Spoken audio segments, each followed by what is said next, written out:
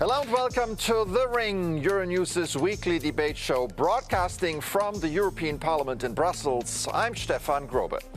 On The Ring, debaters go face-to-face on some of the top political issues facing Europe. Today we want to talk about one of the biggest events of the year, the FIFA Football World Cup 2026. It's uniting the world, creating a vibe of friendship and festivity, and leaving politics outside. Now, if you believe that, you better think twice. Luis Albertos tells you why. This week, the FIFA Football World Cup will kick off, capturing the attention of millions of people around the globe.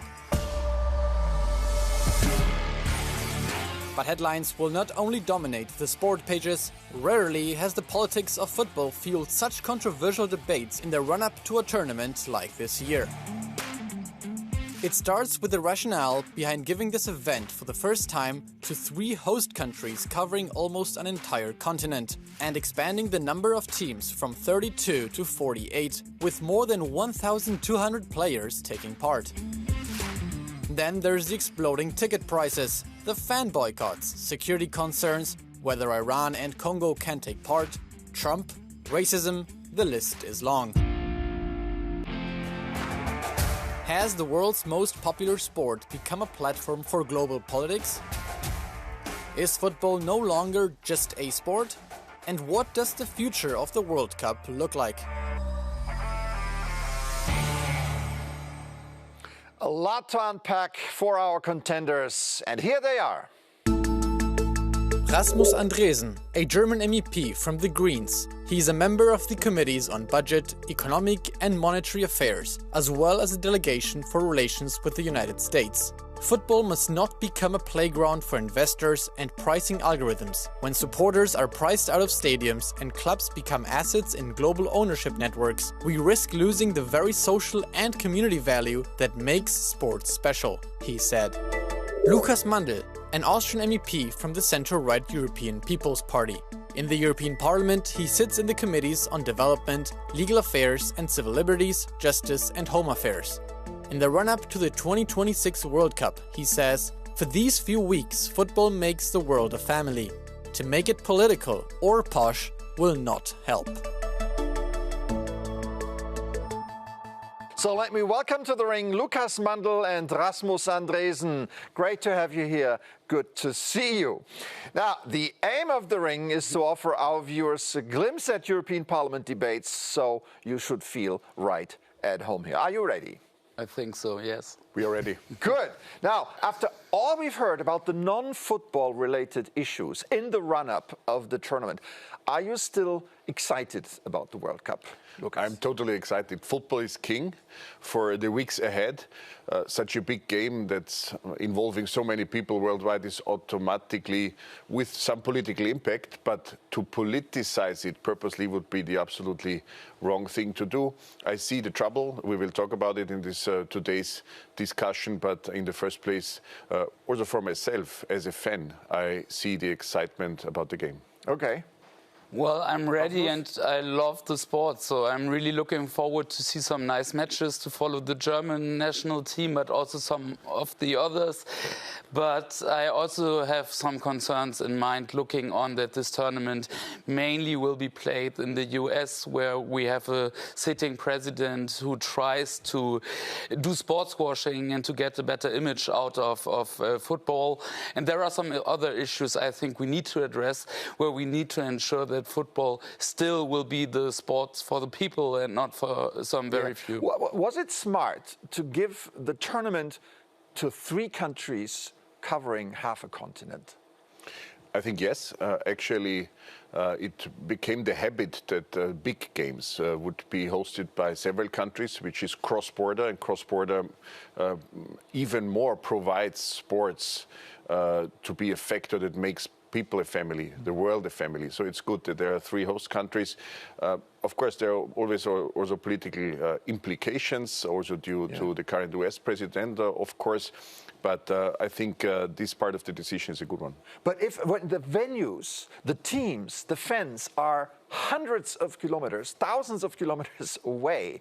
How can you, inspire that vibe and festivity if they're in, remote places scattered across the United States, Canada, and Mexico?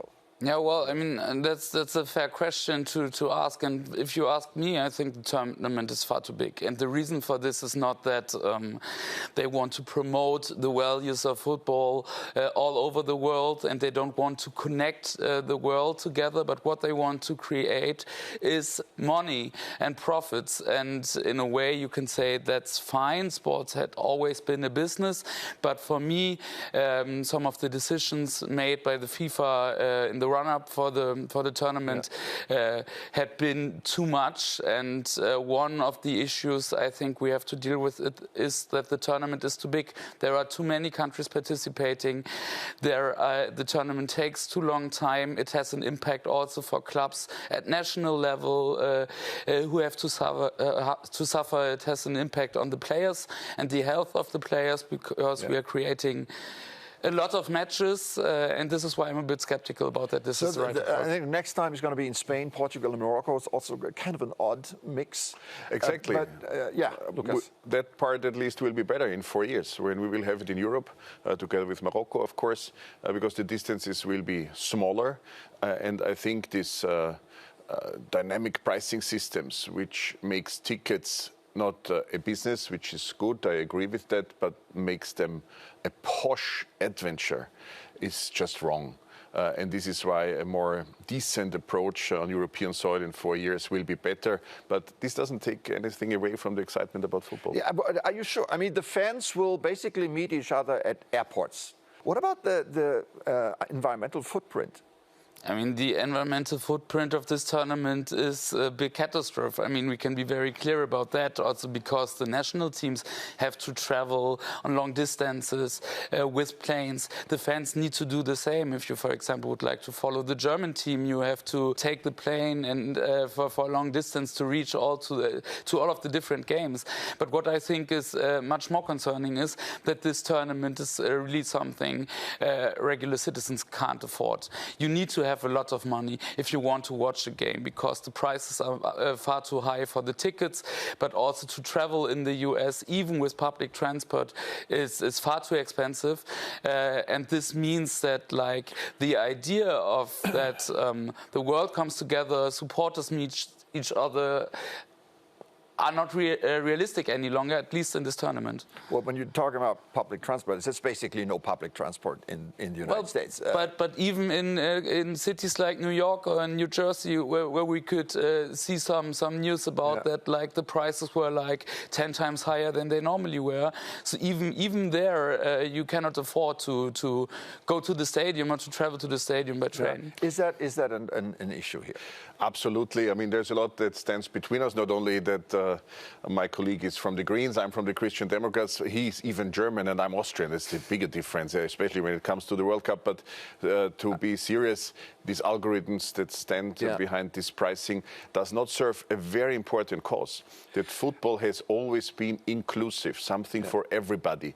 I mean, in front of TV, with the whole excitement, everything around worldwide, it will still be something for everybody. So we must not forget that. Because but this is a bad example of a too posh adventure. I'm glad you say that, because what we've seen so far is not that many fans on the ground just yet. We'll see, right? But there's another aspect. Many fans just fear to fall into the hands of the U.S. immigration system, get locked up or whatever. Is this understandable? Absolutely. There was a referee from Somalia, I've heard, who was held back for hours and hours at the airport entering the U.S. There were even in regular times before the World Cup, ICE agents even approaching playgrounds of children, basically football playgrounds, where they assumed to find people they wanted to detain in the end, and even children would be detained by them. So there is something ongoing which can be of concern. and we have to observe it carefully. We have the issue with the Ebola outbreak in Congo. Generally, there would be a restriction for traveling from Congo to the US. We will see how that applies to the players and maybe the fans and everybody around. And of course, the elephant in the room, as the saying says, is that for the first time in history, two countries at war are not only meeting, but one of the countries is the host country and the other country sends a national team, which has already misused the whole situation for a political statement, by the way. I mean, the Iranian team. But we will see how this can be observed, obviously, for the time being. We cannot separate Iran will only from play in Mexico. At this point. At this point in age, we cannot separate football from politics, right? There's the accusation of racism. You mentioned the Somali referee that came to Miami and wasn't let in. There was the team from Senegal that was, pulled out of the plane, put on the tarmac, and then had to undergo a very aggressive search operation. This is not really what we want to see at the World Cup, right?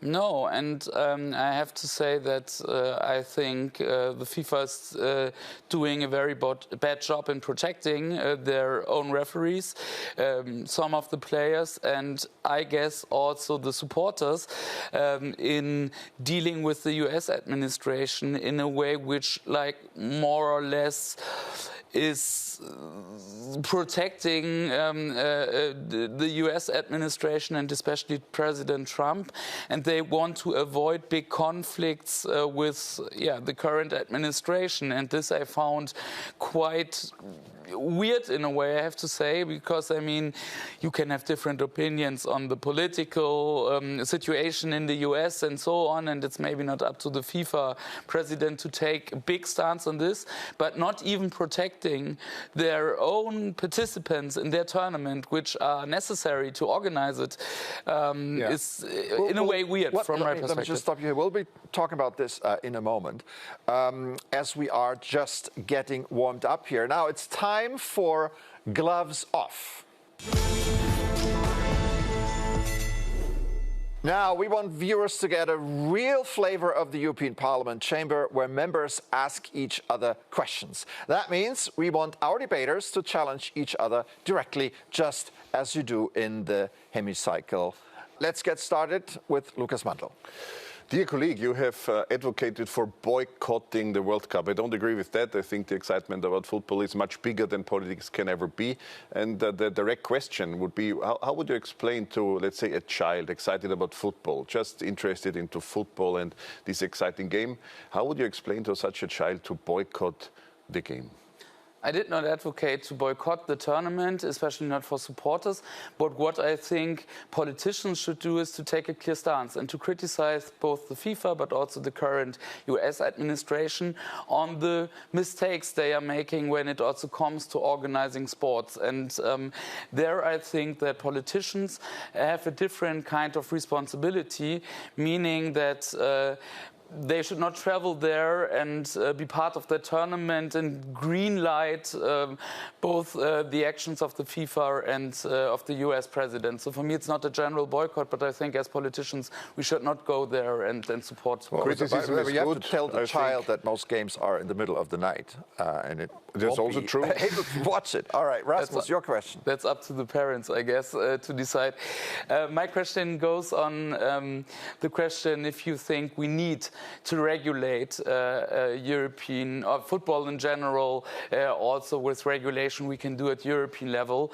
Also because, and this is what I understood, you're also very critical about what we can see on the ticket prices, for example. So my question would be, how should we address that? Or should we address that as legislators, or is this something the FIFA and other organizations need to deal with? Well, thanks for the question, because I also wanted to echo what you have just said, that criticism is good, I think, but we also have to act to contribute to a better solution, better circumstances in 4 years from now, when Europe will be mainly this soil where the World Cup will take place. And I think regulation is not the first word that comes to my mind when it comes to that, because I think there's a lot of freedom and opportunity to decide responsibly. But I think what we need is clear lines for what responsibility means for a game that affects the whole world, for a game that involves everybody, men and women, by the way, today more than ever, in 4 years more than today, and that can also make the world a family in the best sense one can imagine. This will not happen to the full extent this year, but it can happen in 4 years when we contribute to responsibility. We must also not overestimate our say as lawmakers. I mean, we make laws especially to protect freedom, and this is also the freedom of decision of FIFA, of UEFA, as long as there are responsibility boundaries, and this is what I want to contribute to, and I think we can work on that together in 4 years from now. Okay. Do you have another question to Rasmus? Who will win the World Cup? I hope my hope goes with Germany. That puts him in the bind here. I see. What? That puts you in a bind. Well, now. my hope goes with Germany, but I think it will be Spain or France. It occurs to me, 4 years ago the World Cup was in Qatar. 4 years before that it was in Russia. Does FIFA have a blind eye when it comes to hosting these tournaments? I mean, do we? And this year we have a huge discussion about Trump's America. Isn't that unfortunate? I mean, I'm not here in any way to defend FIFA. I think there are decision takers with good decisions, with bad decisions. I just wanted to draw the picture on the larger overview. The decisions of the venues for games like this, especially the Football World Cup, have been taken many years before political developments broke out.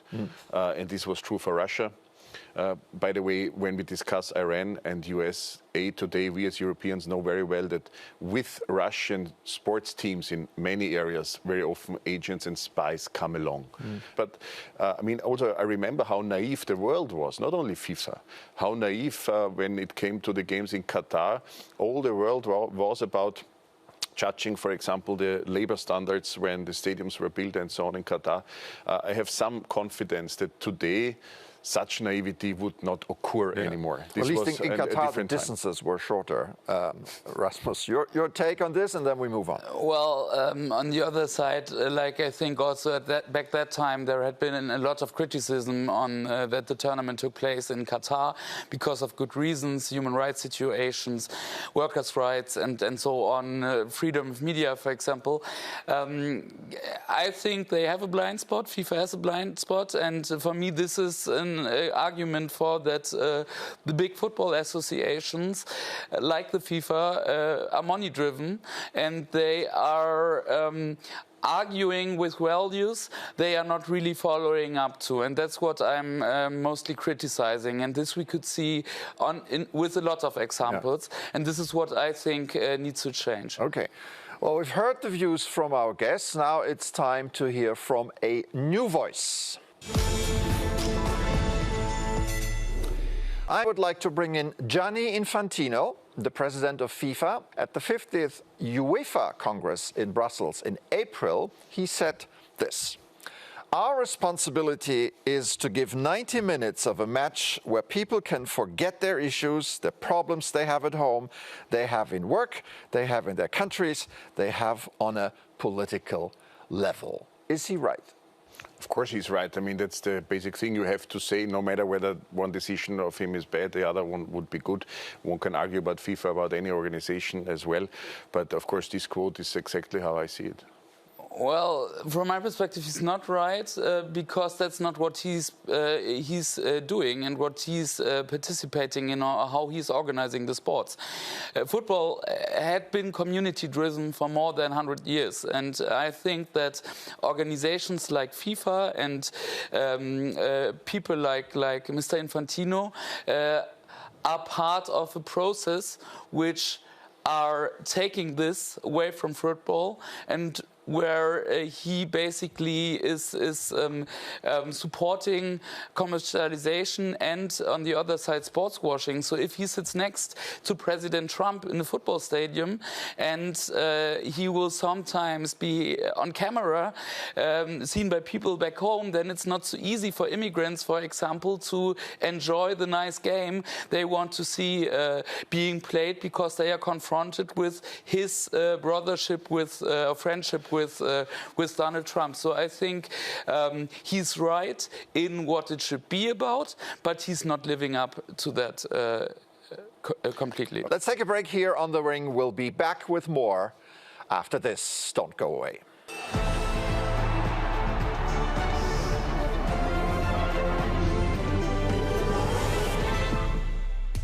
Welcome back to The Ring, Euronews' weekly debate show. I'm Stefan Grobe, and I'm joined by Rasmus Andresen from the Greens from Germany and Lukas Mandl from the European People's Party from Austria. At this point, let's take a look at fan excitement, or should I say demand versus reality. According to FIFA, there have been over 500 million ticket requests, and more than 5 million tickets have been allocated at early sales phases. But according to a survey by the American Hotel and Lodging Association, 80% of hotel operators said bookings were below their initial forecasts. And between 65 and 70% of respondents said visa barriers and geopolitical concerns were suppressing international demand. So, anticipated demand has not translated into strong hotel bookings so far. Your comments on this?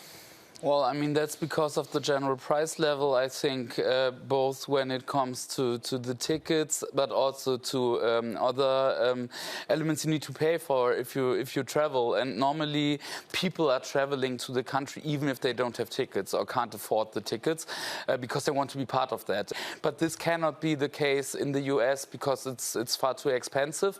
And then there are some political issues that people have concerns about going there because they don't know if they are allowed to enter the country because of their nationality or because they maybe posted something on social media. The president doesn't like. There's also Canada and Mexico. Yeah, okay, but we forgot about that. But the tournament mainly takes part in the US. Lucas, that's right. That's right. The ticket prices are a sign of a decadent society. Not all ticket prices, but when it comes to this dynamic pricing, the algorithms, in the end, the numbers that are told from there are absolutely crazy. It's like when the ancient Rome came to an end. This is not at all a game for everybody. This is not even a game for a minority. This is a game for maybe extremely wealthy people. If this goes that direction, this is absurd. This is wrong. This has to be excluded. Just to open a bracket here, the ticket for the final is about $10,000. Yeah, I've even seen already larger prices in this dynamic pricing system than that. These extreme examples of where this dynamic pricing system can lead to are something we have to exclude, for example, for what will happen in 4 years from now in Europe. Is the best way to follow the matches in one's living room? Well, I don't know. I mean, you can still go in a bar and follow it. I know very well that the new mayor of New York City, Zohran Mamdani, he is a big football fan and he organized some community-driven events like we would like to see it taking place in different cities. But at least my feeling is that you don't have the same happening on the streets in the public sphere with this tournament than you had earlier. All right, now it's time to move on to our fifth and final round.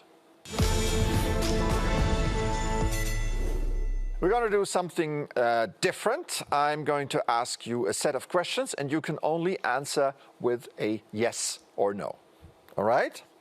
Let's get started. Most matches will take place in the middle of the night, as I said. Do you plan on watching them anyway? Absolutely. Austria will play one time, I think at 4 in the morning in Austrian time. I will definitely watch it. I even have invited friends for that. We will have morning coffee and watch Austria win. Okay, okay.